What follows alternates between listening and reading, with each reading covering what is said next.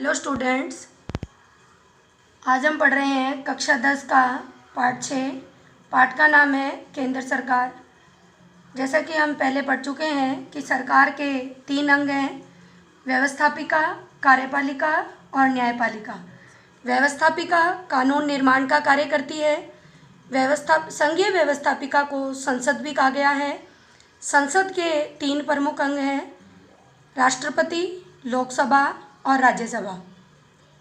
पिछले वीडियो में हम लोकसभा और राज्यसभा की शक्तियों और गठन के बारे में पढ़ चुके हैं। इस वीडियो में हम राष्ट्रपति पद की योग्यताएं, राष्ट्रपति का निर्वाचन और राष्ट्रपति की पदच्युति की पद्धति के बारे में पढ़ेंगे। कार्यपालिका सरकार का दूसरा प्रमुख अंग है। कार्यपालिका व्यवस्थापिका द्वारा बनाए गए कानूनों को लागू करने का कार्य करती है। संघीय कार्यपालिका में राष्ट्रपति, उपराष्ट्रपति, प्रधानमंत्री और मंत्रिपरिषद शामिल हैं। राष्ट्रपति को कार्यपालिका का वैधानिक प्रधान कहा गया है और प्रधानमंत्री और मंत्रिपरिषद कार्यपालिका के वास्तविक प्रधान हैं।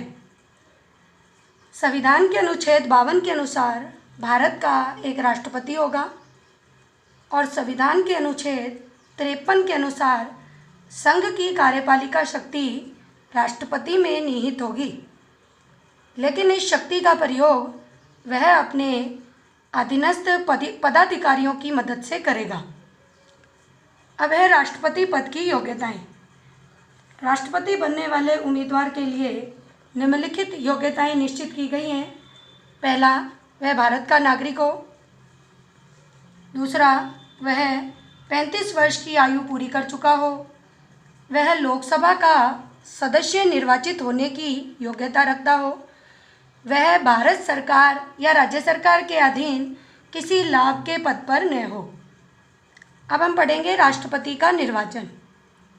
राष्ट्रपति का निर्वाचन अप्रत्यक्ष रूप से एक निर्वाचक मंडल के द्वारा किया जाएगा, जिसमें संसद के दोनों सदनों यानी लोकसभा और राज्यसभा के निर्वाचित सदस्य शामिल होंगे।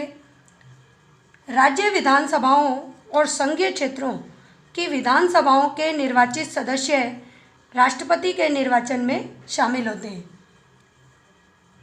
निर्वाचन की पद्धति, एकल संक्रमणीय मत पद्धति से राष्ट्रपति का चुनाव होता है। चुनाव में मतदान गुप्त मतपत्र द्वारा होता है। चुनाव जीतने के लिए न्यूनतम कोटा प्राप्त करना आवश्यक होता है। राष्ट्रपति के चुनाव में सफलता प्राप्त करने के लिए उम्मीदवार को न्यूनतम कोटा प्राप्त करना जरूरी होता है। न्यूनतम कोटा प्राप्त करने का सूत्र है, दिए गए वैध मतों की संख्या +1 बटे निर्वाचित होने वाले प्रतिनिधियों की संख्या +1। ये न्यूनतम कोटा निकालने का सूत्र है। मतगणना के दौरान सबसे पहले पहली वरीयता के मतों की गणना की जाती है।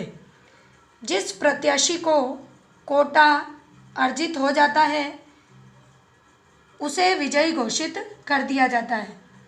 जिस प्रत्याशी को कोटा प्राप्त हो जाता है, न्यूनतम कोटा जो निश्चित किया गया है, तो यदि वह कोटा प्राप्त हो जाता है तो वह विजयी हो जाता है और उसे राष्ट्रपति बना दिया जाता है। लेकिन यदि इस चरण में किसी प्रत्याशी को कोटा अर्जित नहीं हो पाता तो प्रथम चरण में सबसे कम वोट प्राप्त करने वाले प्रत्याशी को मुकाबले से बाहर कर दिया जाता है। जो सबसे कम वोट प्राप्त करता है प्रत्याशी, उसे मुकाबले से बाहर कर दिया जाता है। इस प्रत्याशी के दूसरी वरीयता के वोट अन्य प्रत्याशियों को दे दिए जाते हैं और ये क्रम तब तक चलता है जब तक कि कोई प्रत्याशी न्यूनतम कोटा अर्जित या प्राप्त नहीं कर लेता। पदच्युति की पद्धति यानी राष्ट्रपति को पर महाभियोग लगाने की प्रक्रिया। संविधान के अनुच्छेद 61 के अनुसार राष्ट्रपति द्वारा संविधान के नियमों का उल्लंघन किए जाने पर संविधान में दी गई पद्धति के अनुसार उस पर महाभियोग लगाकर उसे पद से हटाया जा सकता है। वैसे तो राष्ट्रपति का कार्यकाल 5 वर्ष का होता है, लेकिन यदि वह संविधान के नियमों का उल्लंघन करे तो महाभियोग लगाकर उसके पद से उसे हटाया जा सकता है। महाभियोग लगाने का अधिकार भारतीय संसद के प्रत्येक सदन को प्राप्त है। अभियोग चलाने की अनुमति के लिए अभियोग चलाने वाले सदन की समस्त सदस्य संख्या के 1/4 सदस्यों के हस्ताक्षर होना जरूरी है। सदन में प्रस्ताव पास होने के 14 दिन के बाद अभियोग लगाने वाले सदन में उस पर विचार किया जाएगा। यदि यह प्रस्ताव सदन की कुल सदस्य संख्या के 2/3 बहुमत से स्वीकृत हो जाए तो उसके बाद इस महाभियोग के प्रस्ताव को दूसरे सदन में भेजा जाता है, और यदि दूसरा सदन भी महाभियोग प्रस्ताव को 2/3 बहुमत से स्वीकार कर ले या पास कर दे तो प्रस्ताव पास होने की तिथि से राष्ट्रपति अपने पद से पदच्युत समझा जाएगा।